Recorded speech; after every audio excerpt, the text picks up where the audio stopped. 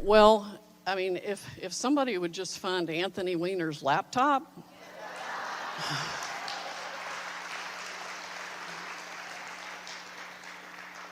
it had all the Hillary Clinton emails on it, 675,000 from the Clinton Foundation, her private email account, the State Department. It had even the BlackBerry backups that Comey had called the, quote, golden emails, end quote.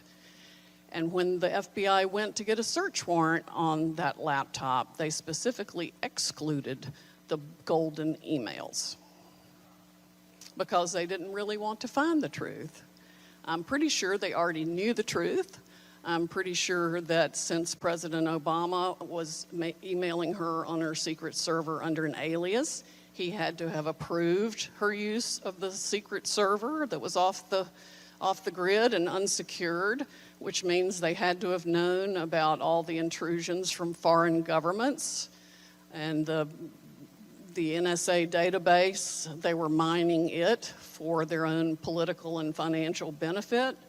I think one of the reasons that they have fought so hard to create this Russia collusion hoax and all the wrongful prosecutions is because they have so much to hide. And it goes far beyond what we know now. Will we ever find it? Somebody's got a copy of that laptop hard drive. And the laptop itself ought to be in the FBI vault at Quantico, if not at the main headquarters of the FBI. I mean, we need to get all of it. All of it needs to be uncovered. All the illegal payments through the Clinton Foundation, all the illegal payments to Biden and Burisma and from the Chinese, and that's what they're protecting. They're protecting billions, if not trillions of dollars in global wealth transfer to their own benefit and the benefit of their friends and families. Let me shift over here.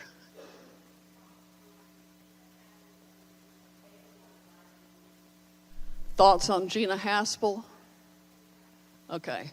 Yeah, I've never trusted Gina Haspel. She was head of the London station for the CIA when all of this crap was going down with the Five Eyes group and the British over there at HGCQ or something. I never can keep their letters straight. But anyway, the British equivalent of the CIA and then their private group that's into intelligence stuff that also share commonality with Mr. Brennan and some other extremely connected folks in our government. So no, and apparently she's blocking the release of some crucial information, so I would have fired her a couple of weeks ago. Yes. Lady with the baby.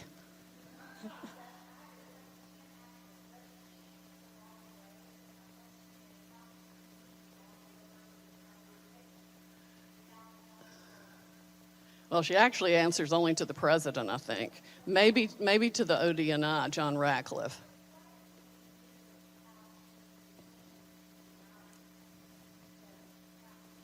She can't. Like I said, she should have been fired already. But, you know, I think certain people are advising the president not to fire anybody right before the election. They're worried about the Comey effect, which is completely inapposite to what we're dealing with now. Completely. In fact, I think he'd get more votes if he fired him right now.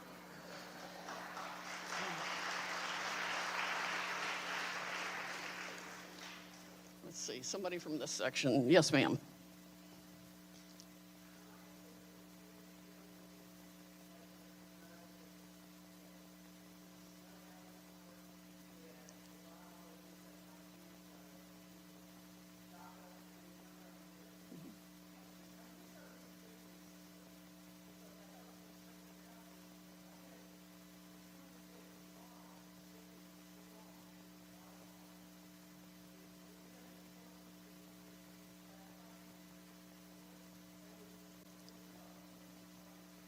Yes, everybody that cares and sees what's going on, I think, is disheartened right now.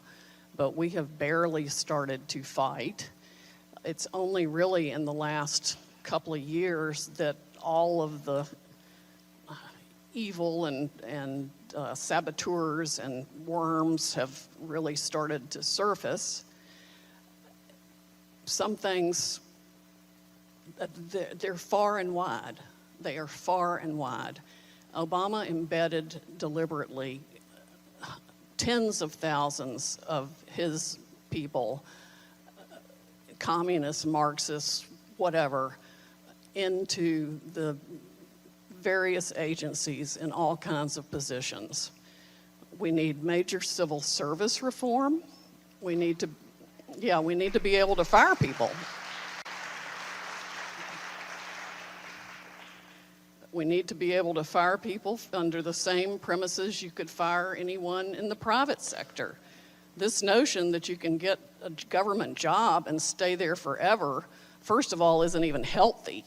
I saw somebody come out of a government cubicle one time that looked like he hadn't seen the light of day in 30 years. Change produces growth whether you want it or not. So one of the things I think we need is at least a 15-year limit, with the exception of the military maybe, on drawing a government paycheck. And we need some kind of requirement that you have to leave Washington.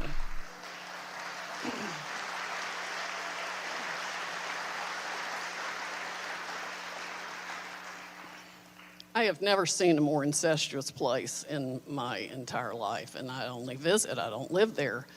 But everybody that's there is also married to somebody who doesn't use the same name, and so you wind up with two people at assorted agencies working against the president that were all appointed by Obama or Clinton. And you often don't even know who they are, particularly if you're not really paying attention to that sort of thing. Like one of the things I noticed happened with the appointment of judges is that Mr. Trump, early on in his new administration, appointed Dabney Friedrich, a young woman lawyer, to the federal district court for the District of Columbia. Well, as soon as I saw her name on the list, I went bonkers, because Dabney Friedrich is the wife of Matthew Friedrich, who is one of the villains in License to Lie. Yeah, but nobody asked me, so I know, how can that happen, right? Anyway, we've got to track connections better and realize that personnel really is policy, and we've got to make some personnel changes. People are just going to have to be fired. If they sue, let the Department of Justice Civil Division defend the lawsuits.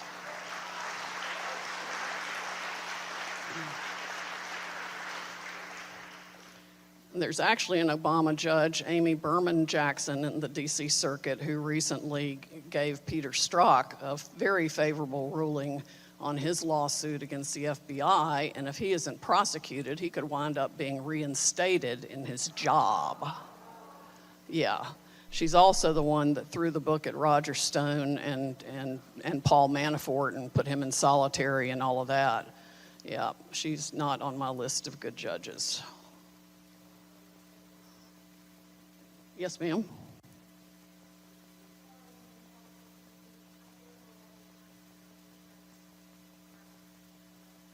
The question was, has K.T. McFarland been helpful to us?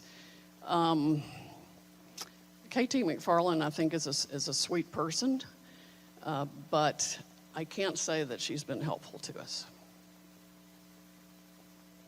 Yep.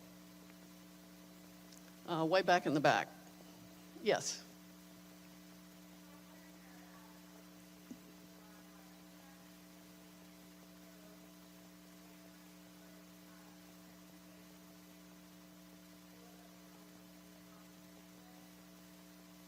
I'm sorry, build up what?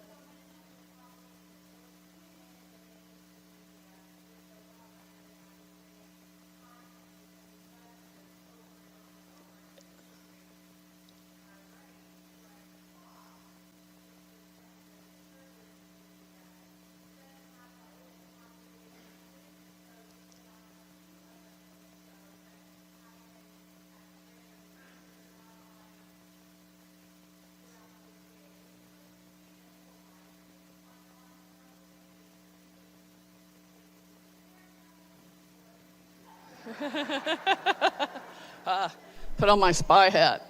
Yeah.